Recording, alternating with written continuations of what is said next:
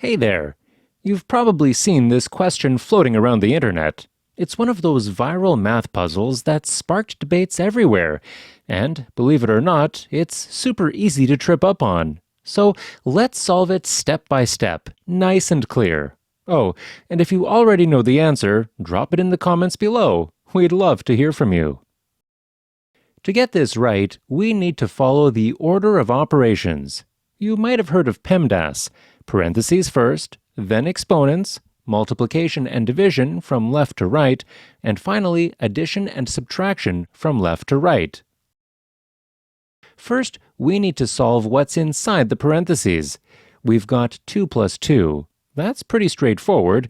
2 plus 2 equals 4. Now the equation looks like this. So this 2 parentheses 4 will be converted into 2 times 4.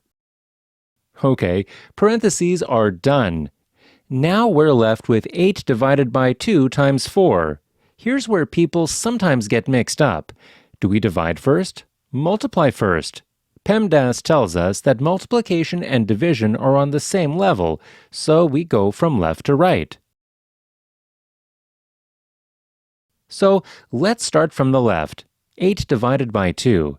8 divided by 2 is 4. Now we have 4 times 4. 4 times 4. That's 16. But wait, why do some people get this wrong? Well, some might think the 2 and the 4 stick together because of the parentheses, like 8 divided by 2 times 4 is the same as 8 divided by 8, which is 1. But that's a mistake. The parentheses only group the 2 plus 2. Once that's solved, it's just a straight left to right calculation. So, there you have it. Pretty cool, right?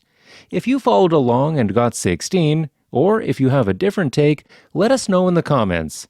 Thanks for watching, and remember, math can be fun when you break it down step by step.